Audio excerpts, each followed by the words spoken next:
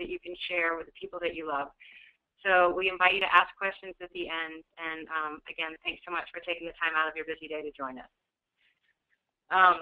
As some of you may know, I was born and raised in Houston, Texas, eating my fair share of Twinkies and po' boys. I wasn't a foodie.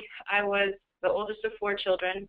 And, you know, like you often hear about, or maybe you see it in your own kids, I was very type A.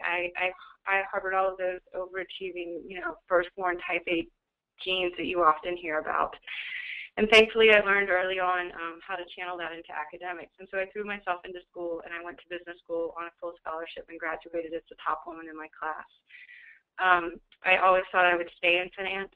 I had no interest in food. I was an absolutely horrible cook. And so whenever the food companies would come through our offices when I was an analyst, and I had been told to cover the food industry by the guys that I worked with, you know, I rolled my eyes at the whole thing. You know, we saw Walmart, we saw Costco, we saw Whole Foods, and when the Whole Foods management team would order up their veggie subs, you know, we just dismissed it as some marketing niche that they had carved out, that it was kind of a lifestyle, the rich and famous thing, or some alternative thing. That it certainly wasn't anything that mainstream America was worried about. And as my husband and I decided, you know, to have kids, I traded my briefcase for a diaper bag, and we left Texas. We moved to Colorado. And at that point, we had 4 children in just over 5 years. And again, it was so type A. I look back on all that time, and I wonder how we ever even survived it. But somehow, all of us do.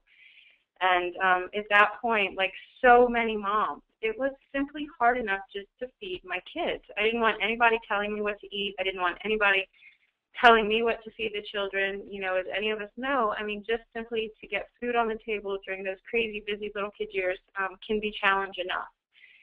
And then one morning over breakfast about 6 years ago, everything changed. And it was when the kids were all sitting there, in complete honesty, I was serving them tubes of blue yogurt and Lego My Eggo waffles and scrambled eggs. And our baby's face started to swell shut. And I was so unfamiliar with what could possibly be happening that I leapt to the conclusion and looked to the older 3 and said, you know, what did you put in her face? And they all gave me these blank little kid stares like they had done nothing wrong. They knew they had done nothing wrong. And at that point, I raced the baby to the pediatrician's office, and she started saying, you know, this looks like an allergic reaction, and there are 8 foods that are the top 8 allergens. And she started rattling off all of these statistics about food allergies. And all I could think was, since when? Because I hadn't known anybody with a food allergy when we were kids. I mean, a peanut butter and jelly sandwich wasn't a loaded weapon on a lunchroom table in a cafeteria. And I hadn't been very sensitive to the whole food allergy thing whenever I'd heard about it. And all of a sudden, you know, I wanted to see the data. I wanted to know, you know, what is going on with these kids? Why are there so many kids all of a sudden with food allergies? And as I began to look at the data, because I felt that numbers, they tell their own story. You know, when you're talking about food allergies, or you're talking about autism, or you're talking about obesity, those can be emotionally loaded topics. And so I wanted to look at the data and the statistics to see what was going on. And that was when I learned how much the landscape of childhood had changed. Today, 1 in 3 kids have what is called the 4 A's: allergies, autism, ADHD, or asthma. 1 in 3 Caucasian kids born in the year 2000, which happens to be my daughter's 7th grade class, 1 in 3 of those kids are expected to be insulin dependent by the time they reach adulthood, and 1 in 2 minority kids of that age are expected to be insulin dependent. And I think probably one of the hardest pieces of data to hear was that cancer, according to the American Cancer Society, is now the leading cause of death by disease in kids under the age of 15. I didn't want to know that. I didn't want to know any of it, but I was seeing it every day in the kids' classrooms, in their preschools, and the friends that were struggling with all of these conditions with the kids, and I knew that it was true. And so as I stepped back, I thought, what has changed? Since when have these children become so sick? And why has our generation of kids suddenly earned this title of Generation RX because of all these conditions that they now have and all of the medications that are now required? And I don't think anything truly could have prepared me for what I was about to learn. Because as I began to learn about what a food allergy is, but a food allergy is actually when your body sees food as foreign. And so it just launches this inflammatory response to drive out those foreign invaders.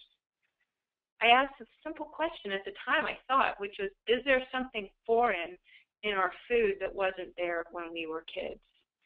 But nothing could have prepared me for what I learned. Because I learned that over the course of the last generation, since we were kids, there are so many additives that have been added to our food supply. Now, the analyst in me, the one who had covered the food industry, the one who had had to do all those cost-benefit analyses, she completely understood why you would do this. You introduce these artificial ingredients because they're cheaper, and it helps you manage your margins, and it helps you make more money as a company. There's nothing wrong with that. That's what those businesses are paid to do. But the flip side is that there were no long-term studies that showed what all of these additives might do to the health of our families, to the health of our pregnancies, and to the health of our children. And so as I learned that in the 1970s, high fructose corn syrup was introduced. Artificial colors and dyes that were made out of things like petrochemicals were introduced into our kids' yogurt, into their fruit drinks. Things like aspartame, which is an artificial sweetener, that was introduced in the 1980s. Artificial growth hormones came along in the 1990s, and all of these things suddenly were going into our food supply that hadn't been in there when we were kids.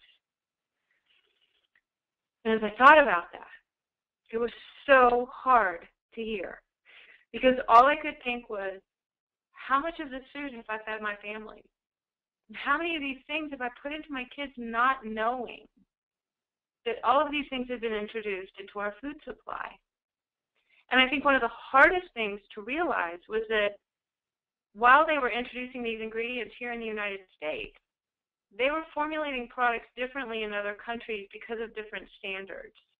So here in the U.S., when they allowed artificial growth hormones, when they allowed all these artificial dyes and sweeteners and everything else, they formulated their cereal bars, their yogurt, their candies and everything else differently for eaters in other countries without these ingredients that might cause harm.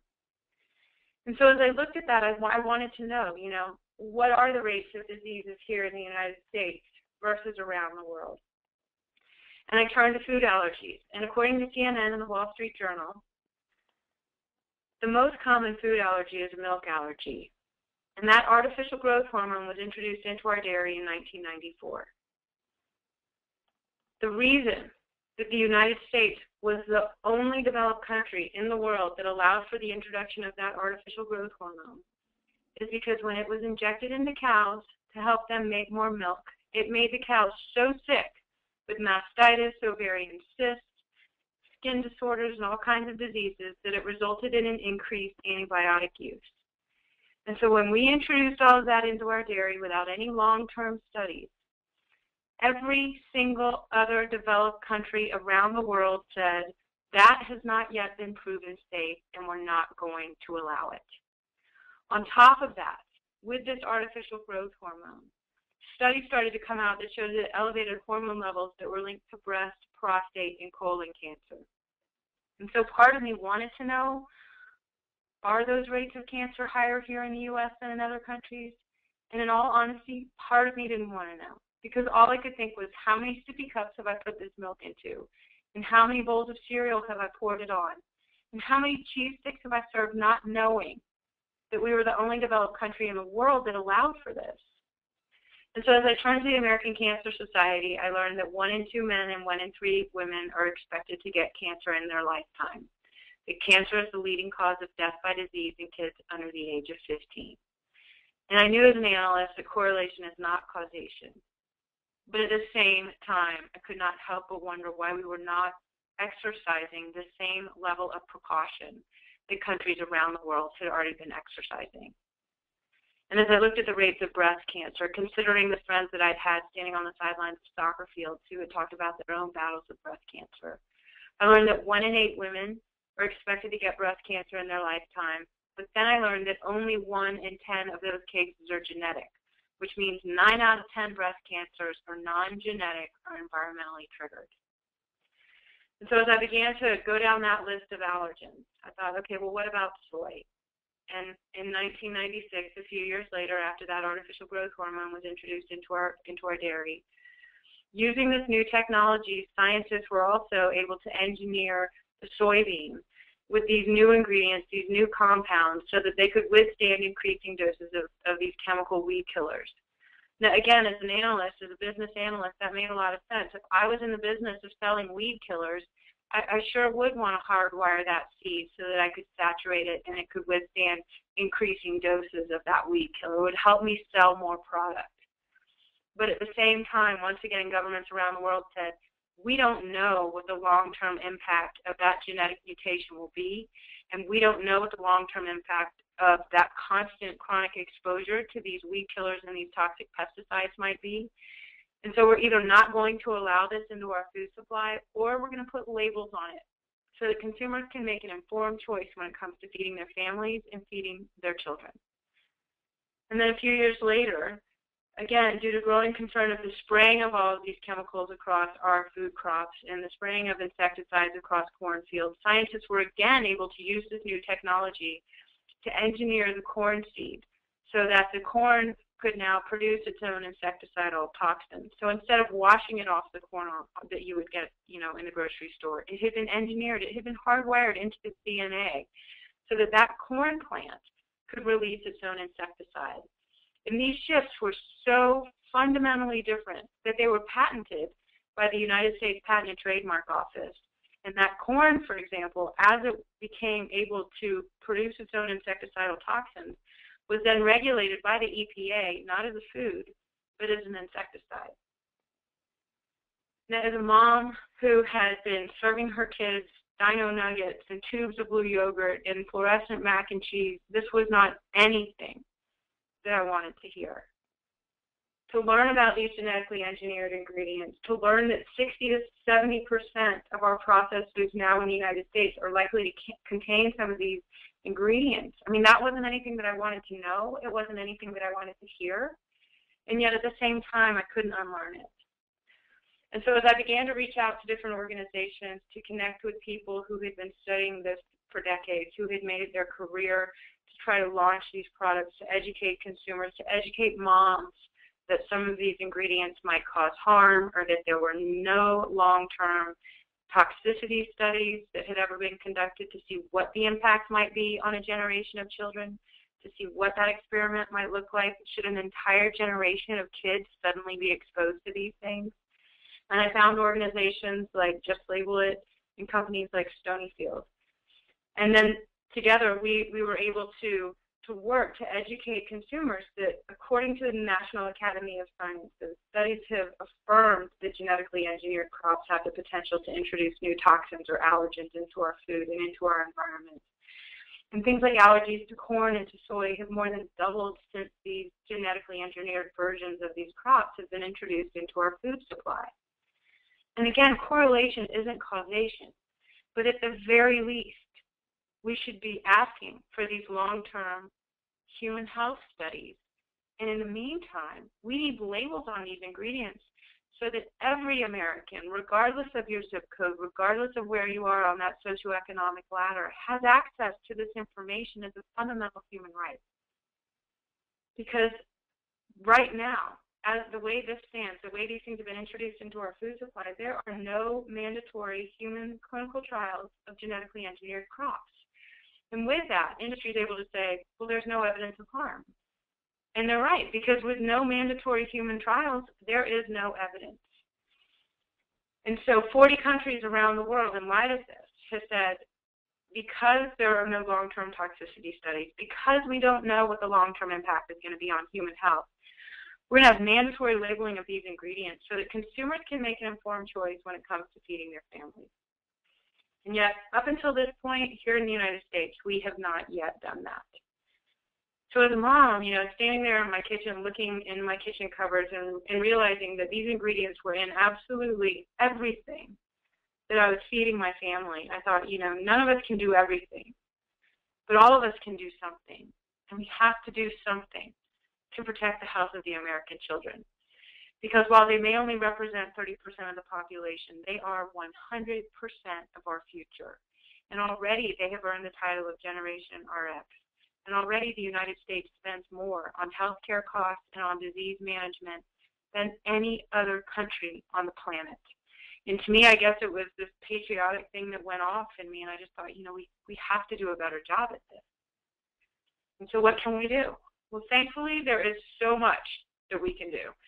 In your own kitchen, you can start by taking these baby steps, always remembering not to make the perfect the enemy of the good. It is so important to focus on progress, not perfection, when we're making these changes.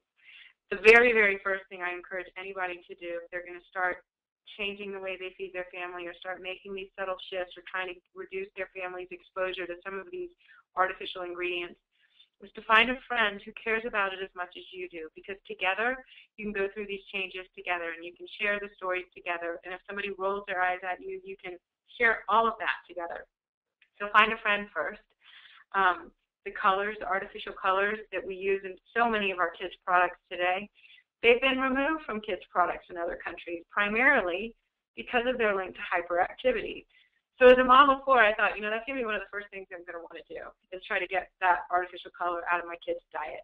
And so we went from blue yogurt to white yogurt with sprinkles. And it wasn't perfect, but we made those baby steps so that we could, start this progression from a food supply that I hadn't realized was so completely hopped up on these additives to one that was more like something my grandmother would have recognized with ingredients that she could pronounce. We also, one of the very first things that we did was to get rid of that artificial growth hormone in the dairy. That one was particularly poignant and particularly hard to hear. I had fed my family. I had eaten so much of that dairy during my pregnancy, and it was one of the very first things that I wanted out. And thankfully, Costco, Walmart, Sam's, Kroger, Safeway, all the specialty grocery stores, they all carry milk and yogurt that is labeled RVGH free, which means that it is free from that artificial growth hormone that every single other developed country around the world either banned or never allowed in the first place. The next thing that we started to do was to look for products that didn't contain these genetically engineered ingredients. Right now, the two primary types of these genetically engineered ingredients, one is made so that it can withstand a whole bunch of weed killer. The other is made so that it can produce its own insecticide. And as I looked at these four little developing bodies, I thought, I don't really want any of that and eat any of them. And so we tried to reduce our family's exposure to those genetically engineered ingredients. And we tried to, when we were mindfully buying corn products, to look for products that were labeled organic corn, because by law they were not allowed to contain those genetically engineered ingredients. The other thing we did was we tried to reduce our exposure to some of the pesticides and the chemicals that can just routinely get sprayed across these crops. But it can start to sound like a lot, and it can start to sound like it's really overwhelming, and it wasn't, because one of the things I realized was that we had to take these baby steps. We had to go at this at a pace that any family could afford and sustain. And I didn't want to have mutiny at the kitchen table. I couldn't suddenly overhaul the family budget. I couldn't suddenly overhaul the entire dinner plan. So we had to go about it at a pace and in a way that we could digest it as a family. And one of the ways that I found to do this, which was absolutely to my complete surprise, was through the term USDA organic and this symbol that we so often see on our food products. And I was surprised because, in all honesty, I thought it was just sort of a marketing tool used by these different product lines to try to, sell more product. What I did not realize until I came into this research is that this is actually a legal standard. And that symbol represents a legal standard in food production. And what it means is that by law, these products that carry that symbol have not been produced with artificial colors, artificial dyes, these artificial growth hormones, these artificial sweeteners. A lot of these ingredients have been introduced into our food supply in the last 10 or 20 years, by law, are not allowed into foods that are labeled USDA organic. And suddenly, I realized, I thought, these foods that we label USDA organic, our grandmothers, they would have just called them food.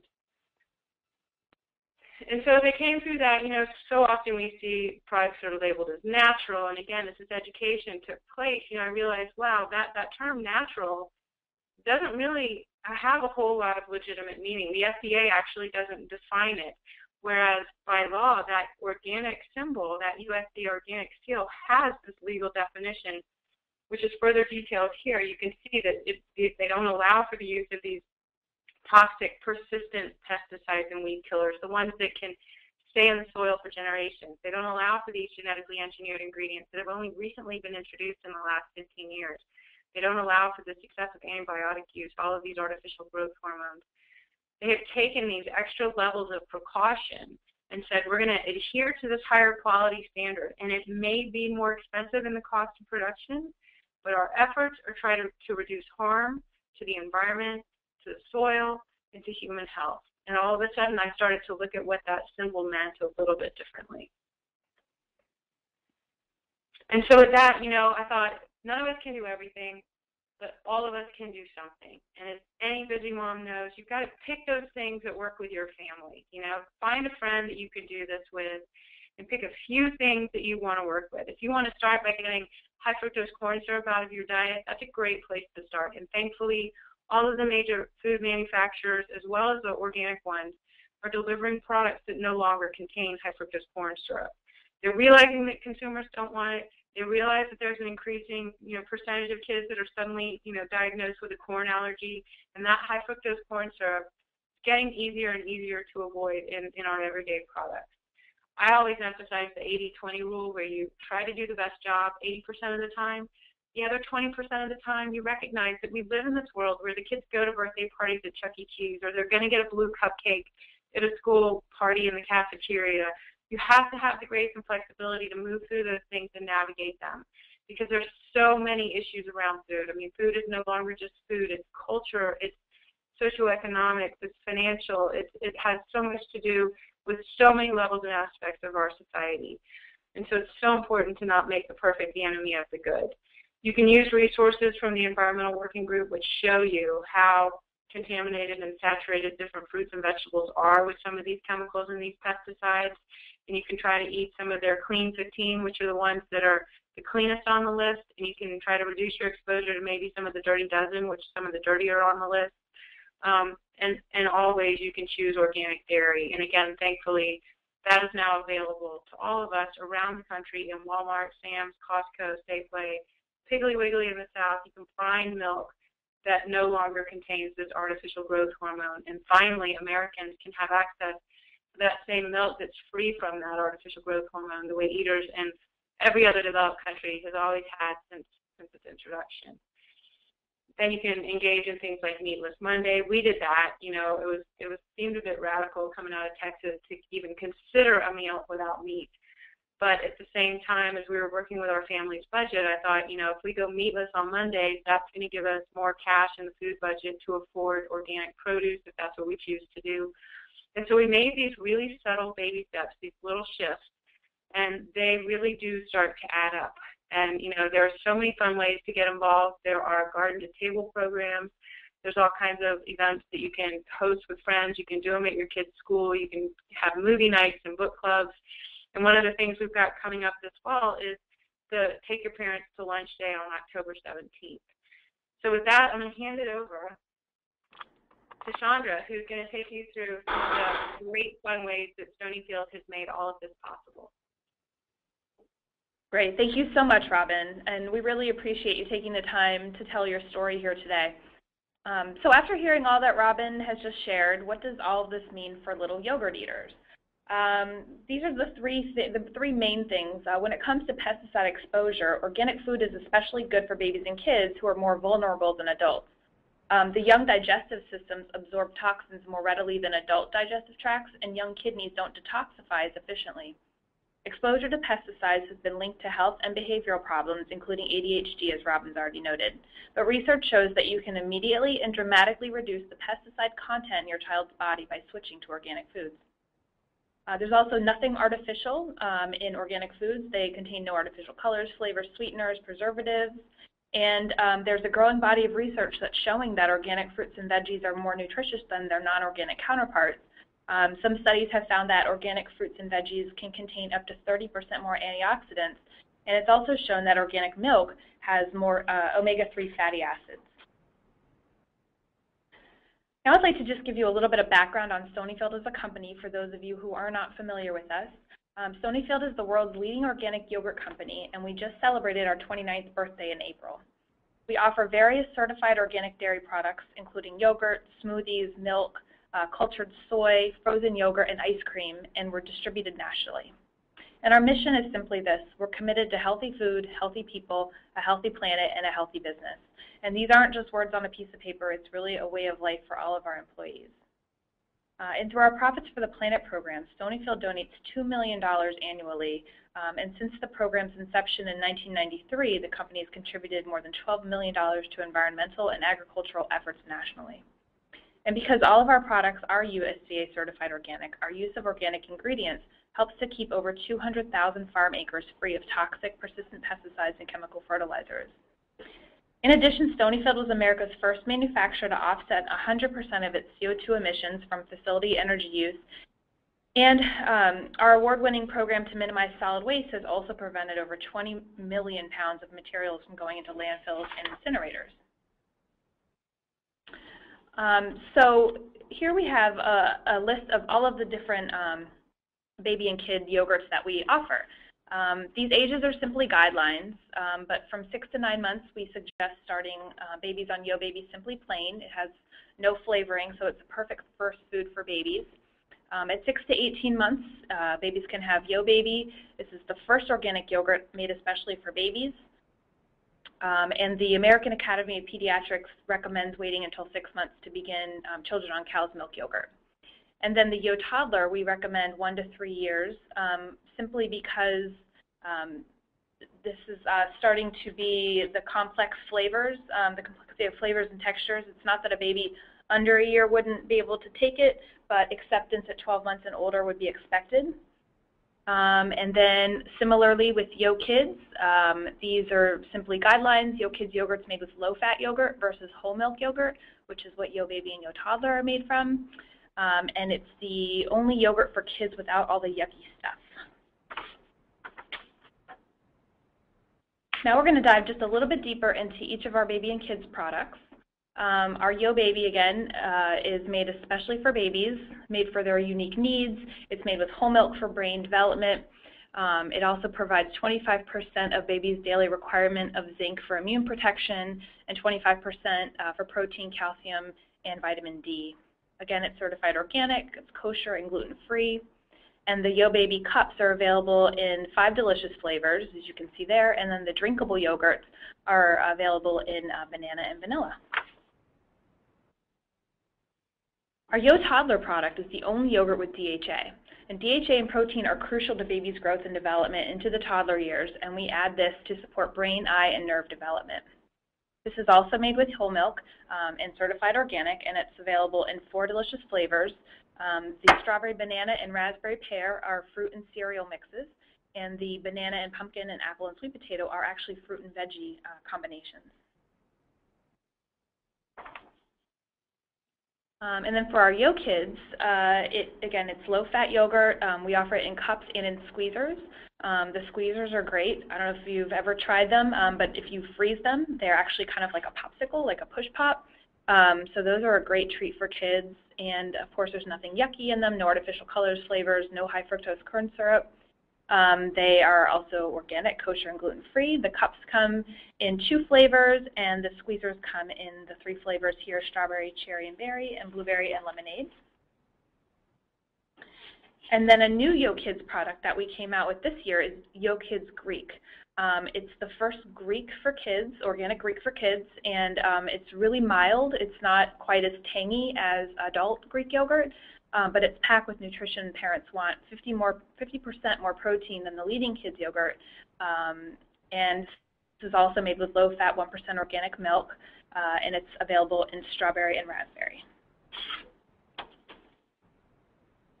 Now, for those of you who will be hosting a Mom's Meet party, here's what you can expect to find in your sampling kit. You can use the store locator at the bottom of the slide to find the Stonyfield products near you.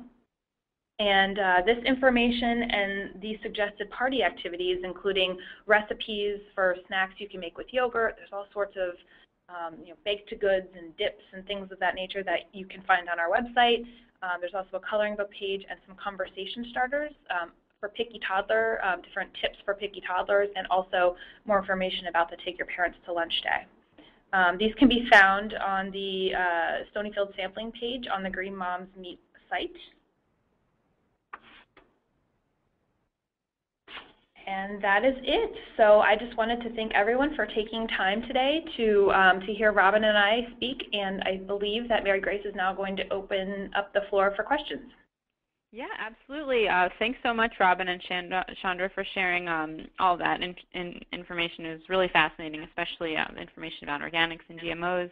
And the questions are already pouring in, so if you haven't already asked your question, be sure to type it into the chat box, and we'll get to as many as time allows.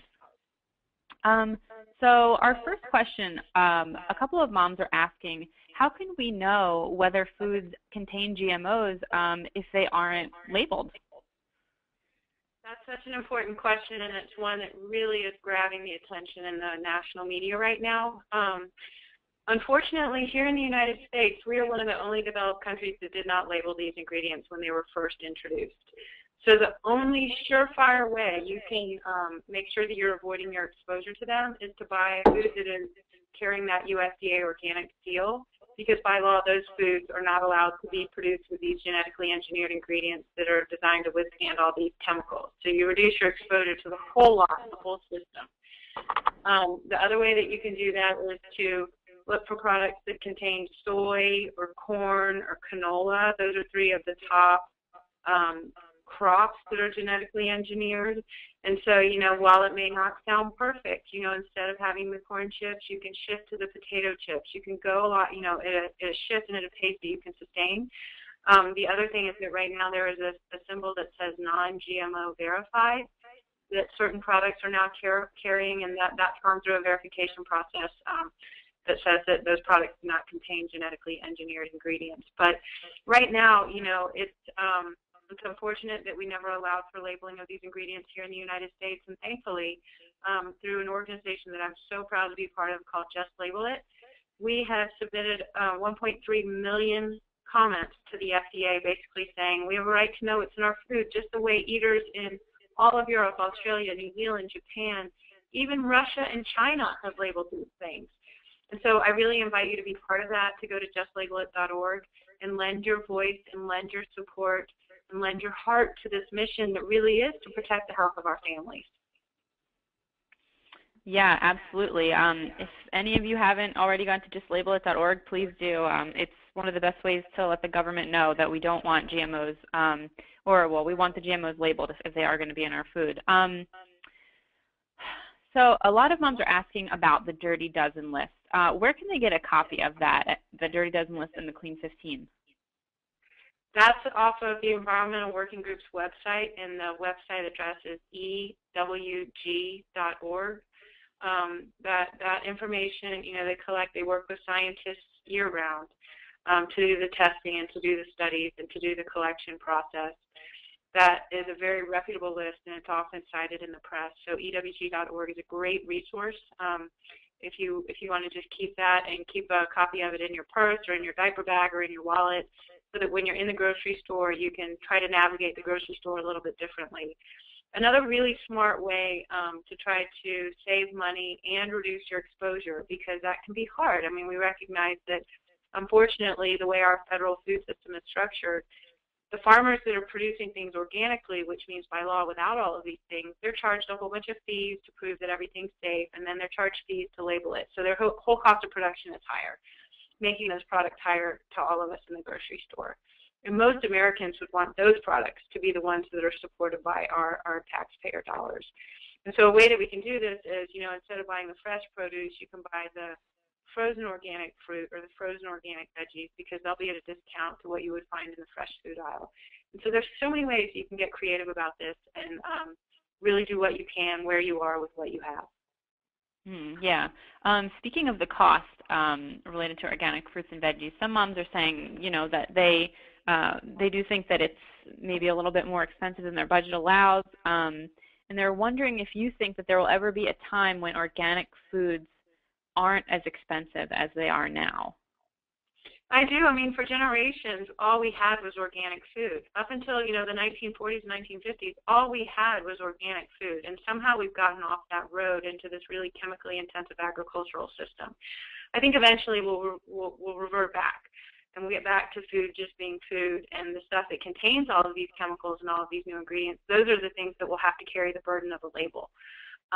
And so I think, again, it's really, I feel that as a generation of parents, as a generation of women and moms, we have this amazing ability to really take this space where, we lost the education, we lost what it meant, and to really restore the literacy around food, around how important it is, and around ways that all of us can become active and involved in helping create a food system that not only is going to, be affordable, that's going to keep us healthy and restore the health of our country.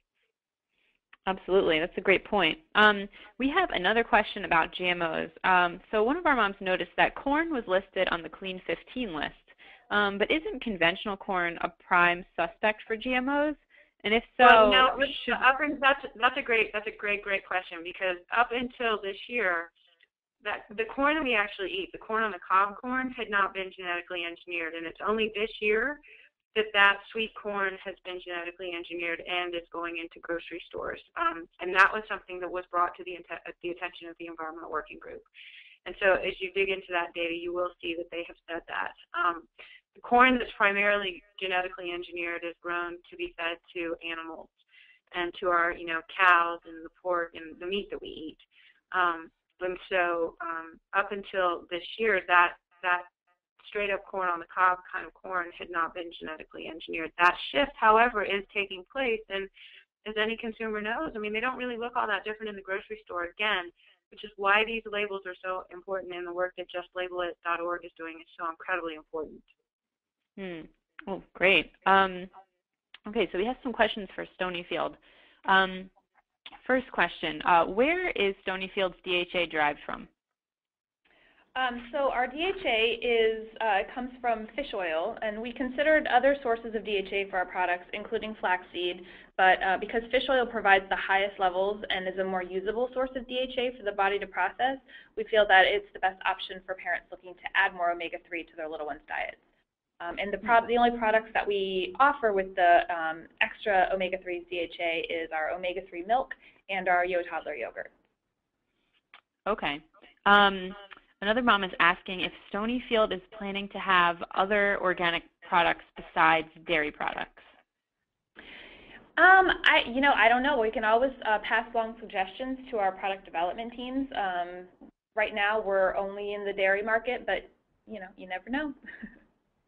And we do have new products coming out for specifically under the YoKids brand early next year. I can't tell you what it is, but it's definitely a new product. So. Okay. Another mom's asking about added sugar. Do you offer YoBaby or YoKids yogurt without added sugar? We do, and we think a lot about the sugar content in our baby products, and we're always trying to lower the grams of sugar. Not all of the sugar listed on the label is added. About half of what's on there is found naturally in the milk and in the fruit. We do add some naturally milled organic sugar to some of our YoBaby yogurts, just to create a taste that babies love. However, our YoBaby Simply Plain has no added sugar, so it's perfect for parents that want to create their own yogurt flavors for baby or just serve it plain. Okay. Some moms are asking whether there is cereal in the YoBaby yogurt blends. There is cereal in two of the YoToddler flavors. So the YoBaby is just a blended product. The YoToddler has the strawberry banana and the raspberry pear have a fruit puree and cereal on the bottom that you mix in. And then in the YoToddler banana pumpkin and apple sweet potato, it has a fruit and veggie puree on the bottom that you then mix in. Okay. We have an interesting question from one mom who's saying her 20-month-old son is usually tolerant to most foods, but she says that he seems to be having a reaction to the YoToddler yogurt. Do you think it's possible that he could have a reaction from organic foods when he's not used to eating organic foods? I mean, I'm not a doctor, so I can't.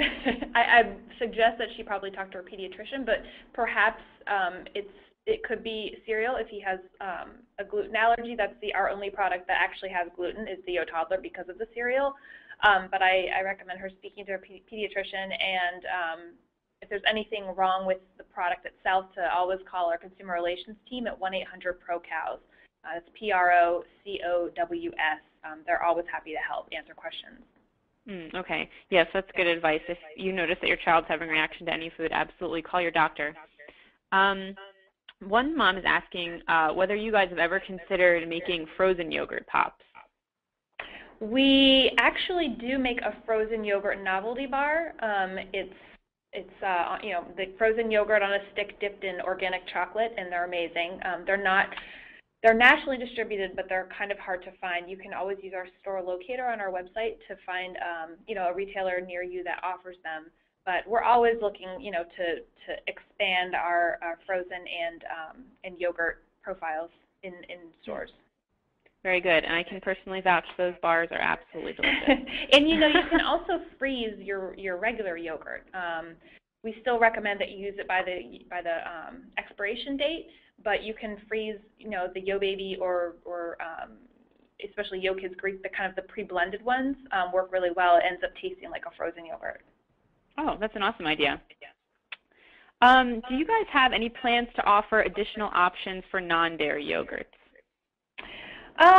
Well, we don't currently offer a soy yogurt specifically for babies, but we do offer a Stonyfield soy yogurt, and a lot of parents do give that to their little ones. It's not just an adult yogurt, and we actually offer it in a 4-ounce multi-pack, which is the same size as the YoBaby. Right now, those are the only non-dairy product that we are selling, but again, it could always change. I don't know that we've looked into other non-dairy milk products. Okay, and we have one last question. A couple of moms are asking about the adult types of yogurt, or the yogurt types that aren't specifically made for kids. Do they have the same ingredients as the kids' yogurt? What's the difference there? Not necessarily. Some of the whole milk yogurts are similar to the YoBaby because of the whole milk, but mainly our adult products we offer in low-fat and fat-free variations. So it depends on, you know, the age of your child and what fat level you're comfortable giving them. But everything, even all of the adult products, are all organic. We offer a core product, which is just our Stonyfield yogurt. We also offer organic oikos, which is our Greek yogurt product. And yes, they're all certified organic, and you can look at all of our products at our website, which is www.stonyfield.com. Okay, great. Well, I think that about wraps it up. Thank you again so much, Robyn O'Brien and Chandra Carson from Stonyfield Yogurt. If you guys have additional questions, a great place to go to learn more about Stonyfield and eating organic would be the Stonyfield Sampling Center at greenmomsmeat.com. So thanks so much, everyone, for coming, and we hope you learned a lot. Have a great day.